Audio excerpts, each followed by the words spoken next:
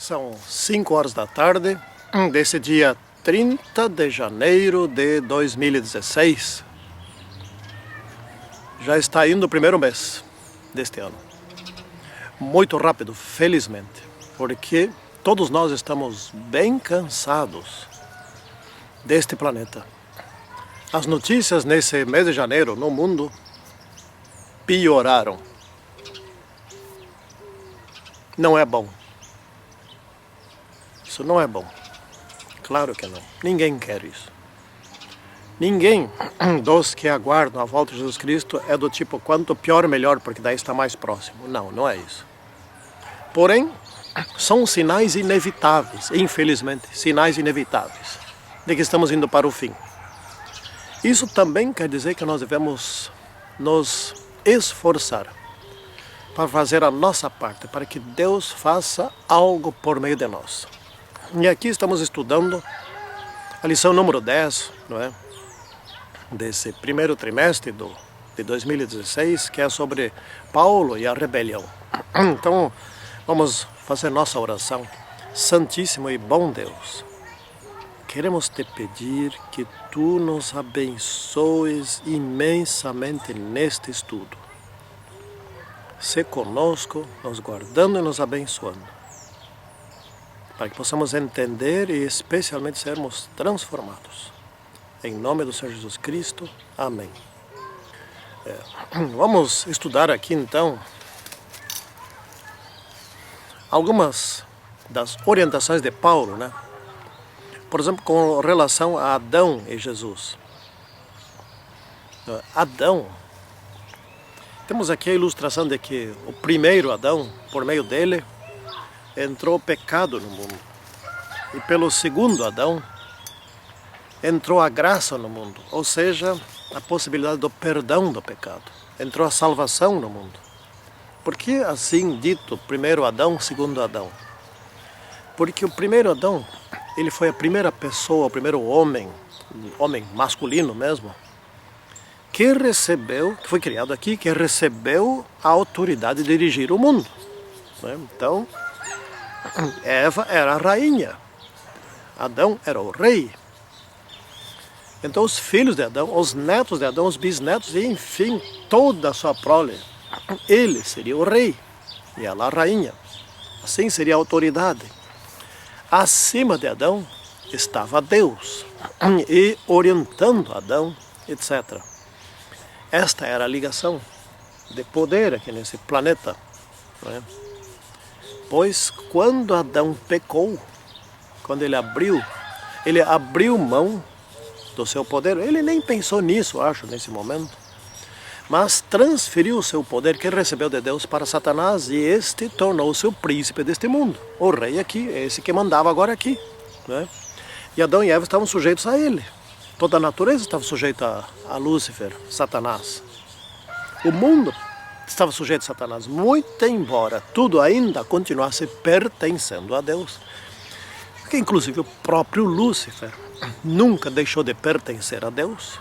Deus nunca deixou de ser o dono de tudo. A autoridade que Deus tinha dado a Adão, Adão transferiu para Lúcifer. Esse é o grande problema. E esta autoridade foi tomada de Lúcifer na cruz. No auge, vamos dizer assim, na cruz, o auge da luta de Jesus Cristo aqui na Terra, né? E por que isso foi na cruz? Bom, o primeiro Adão, ele caiu porque desobedeceu. E o segundo Adão, Jesus Cristo, veio aqui em condições bem inferiores ao primeiro Adão. Já veio aqui mortal, Jesus nasceu mortal, muito embora não pecador. Nasceu sujeito ao pecado, nasceu sujeito a todo o sofrimento, ao cansaço. Ele já nasceu em capacidade inferior de mentalidade, ao que era a capacidade dos antediluvianos, não é? E nessas condições, sob extrema provação, como foi a sua provação no deserto da tentação, quando ele estava 40 dias sem comer, daí foi tentado, né? As 3 tentações finais, e também no extremo da vida, quando ele foi pregado na cruz, ele perdoou a todos, Ele demonstrou, ele não pecou em nenhum momento, nem no deserto, nem durante sua vida, e nem durante as dores finais da cruz, quando ele teve que... No deserto ele teve que passar fome, mas na cruz foi muito pior que fome. Foi muito pior que as chibatadas. Na cruz ele teve que suportar os meus pecados, os teus pecados, os pecados de todos. Teve que suportar a culpa da humanidade sobre si. E ainda assim, manter-se fiel ao seu Pai, à lei. Então aqui está o segundo Adão, né? Essa que é a grande explicação. Por um só entrou o pecado, por um só veio a salvação. Está aqui escrito, né? E Paulo deixa essas coisas muito claras. Paulo é um escritor, como costumo dizer, ele tem um estilo meio estranho, meio enrolado. Mas Paulo é profundo. Essa é a sua parte boa. E se a gente estudar com mais dedicação Paulo, esse estilo se esclarece. Não tem margem a dúvida em lugar algum em Paulo. É que os escritos de Paulo, você tem que pegar aquele que escreveu aqui, comparar com o que escreveu lá, etc. Tal, lá, e acabam-se as dúvidas. E são os textos mais suscetíveis, digamos assim, a serem mal interpretados se não forem olhados no seu contexto. Se tirar os textos de Paulo do seu contexto, se inventa igrejas novas, né? Outras. Mas se estudar no conjunto, os escritos de Paulo, não tem como. Ele é profundo. Isso é uma particularidade dos seus escritos. No caso de João, por exemplo, João é muito claro, João não tem essa enrolação. João é profundo, mas é claro, ele é um excelente escritor, João. Paulo é só mesmo profundo, mas nos deixou pérolas, não é? E essa é uma grande pérola. O pecado entrou por um só e infelizmente estamos aqui. Mas a salvação também entrou por um só. Isso é muito fascinante, né? Entrou por um. Tanto o pecado quanto a salvação. Uma pessoa. São 7 bilhões e meio de pessoas vivas hoje, dependendo da salvação de um. Sofrendo por causa de um também. Né? Muito, muito interessante essas coisas, né? Então, essas ilustrações, essas explicações de Paulo são importantíssimas. Vamos aqui para a edificação da igreja. Bom, aqui há o caso, por exemplo, das 2 casas que foram construídas. Uma foi construída sobre a areia. É mais fácil construir sobre a areia, não é? Outra foi construída sobre a rocha. Bom, a rocha. Aqui nós estamos num terreno, para tu achar a rocha vai cavocar alguns metros, né? Então se quiser construir aqui em cima, quem constrói sobre a areia vai rápido, mas a areia não sustenta. A areia é comparável a Satanás. Satanás é um destruidor, ele é mau. A rocha é Cristo, é comparável a Cristo. A própria Bíblia diz que Cristo é a rocha. Inclusive a rocha principal, a pedra de esquina, não é? Da igreja, do templo de Deus. Cada um de nós somos um tijolo. Então Paulo comparou aqui com o corpo humano. Vamos pegar a parte de terça-feira aqui, né? Cada um é como uma parte do templo de Deus. Vamos supor o prédio construído, né? Que o templo de Deus, a igreja de Deus é o conjunto das pessoas. Então, vamos comparar com o templo construído, o prédio. Né? Um é uma janela, outra janela, outra é a porta, outra é uma parte da parede, outra é a coluna, outra é o fio elétrico, outra é o púlpito, outra é o banco, etc, etc, etc, etc, etc, etc. Né? Todos são necessários. Todos. Né? Então, por exemplo, aqui estão meus olhos. Né? Felizmente eu vejo, tem tantos que não veem, infelizmente. Né? E os olhos eu preciso para ler aqui, etc, tal. Já eu preciso do cérebro para interpretar o que eu leio, né? E eu preciso da boca para que os meus olhos funcionem, né? E eu preciso das pernas para buscar as coisas, os braços para pegar as coisas, as mãos, né? Etc. Eu preciso dos ouvidos para ouvir o que os outros falam. Eu preciso do nariz para cheirar, para respirar, etc. Eu preciso de tudo, né? Minha esposa, por exemplo, já não tem um rim, né? Vive normalmente. Que bom que Deus deu 2 rins, né? Para certas coisas, né? 2 pulmões, né? 2 olhos, 2 ouvidos. Um ouvido meu não funciona muito bem, ele está com um zumbido. Tem outro que ainda funciona bem. Bom, tem certas coisas nós temos duplo, né? Parece um avião que tem tudo duplo, né? Os comandos duplos. Bom, cada membro é importante. Parece que existem algumas atividades que são menos importantes. Parece, mas não é verdade. Por exemplo, meu cérebro. Meu cérebro é muito importante, né? O cérebro comanda todo o meu ser, né, etc. Bom, o dedo, mindinho do pé, esse parece que não é tão importante. Se você tirar, né, talvez nem sinta falta, né? Só que esse dedo, ele faz parte não só da estética, mas para correr ele é importantíssimo. Ele no conjunto dos outros completa tudo. Ele equilibra, ajuda a equilibrar o corpo. Por meio dele o cérebro faz o equilíbrio do corpo, caminho, etc. Não é? Enfim, ele foi feito. Ali tá, parece que nem se nota, mas ele é importante. O membro, aquele que não sabe ler, por exemplo, que não sabe ler, não sabe escrever, que tem uma mente, vamos dizer assim, menos privilegiada, etc. e tal, não é menos importante que o doutor em teologia. Não é.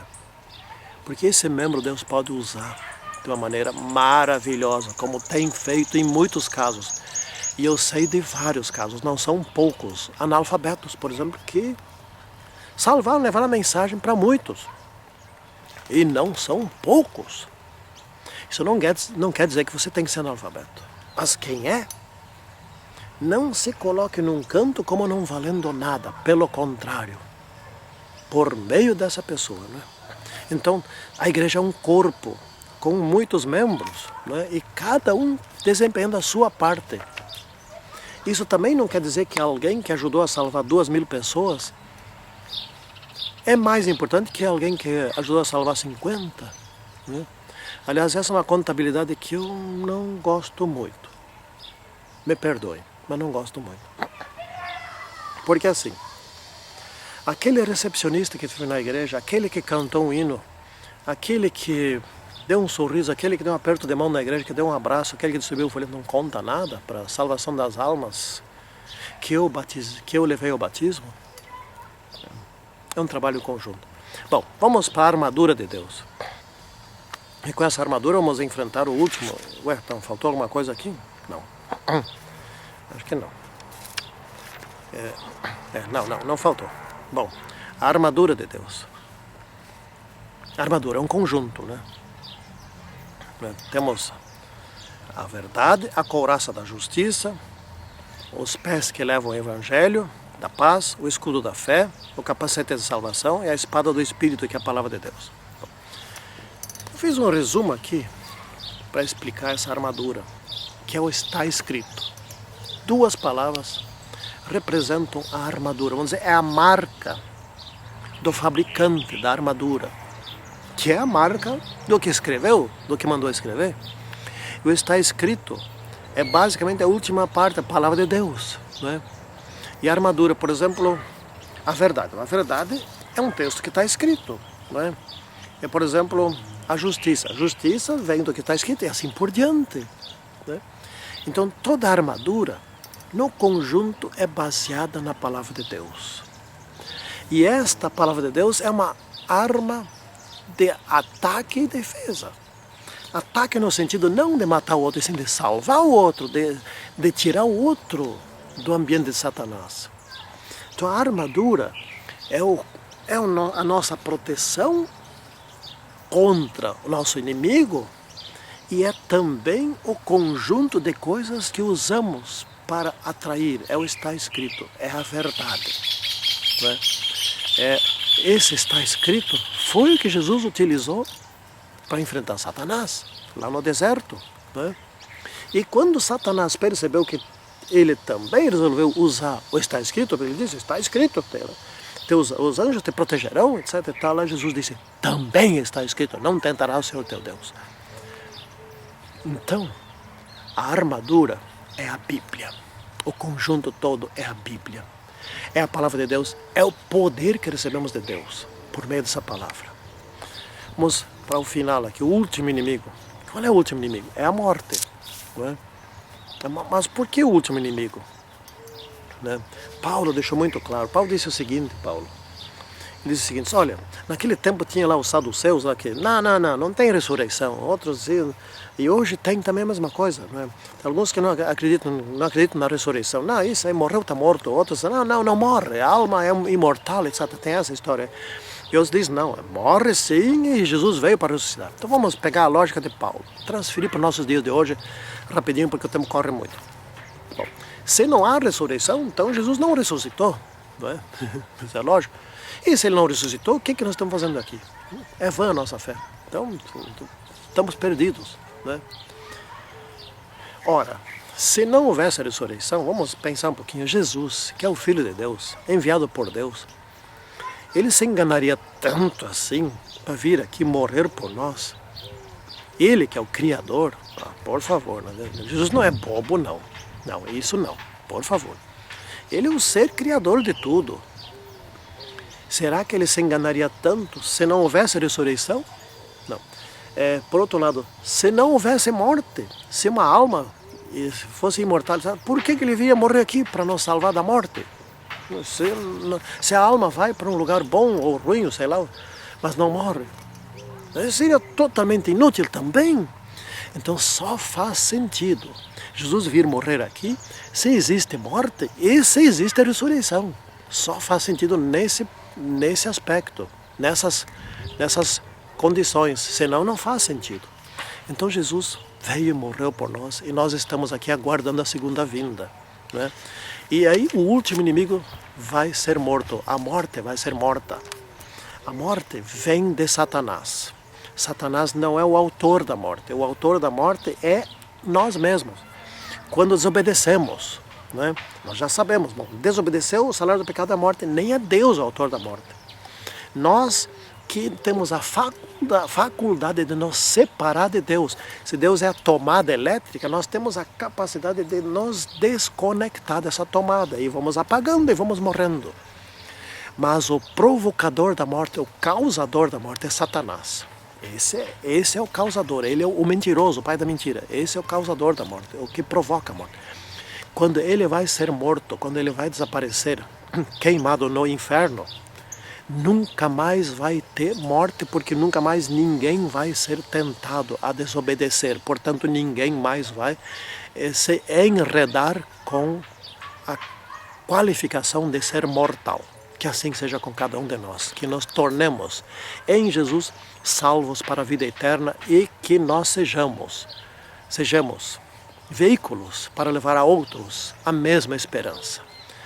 Santíssimo e poderoso Senhor Deus, este é o grande conflito, esta é a grande rebelião que está chegando ao seu final. Que todos nós sejamos vencedores em Cristo, em nome de Senhor Jesus Cristo é que pedimos. Amém. Tchau.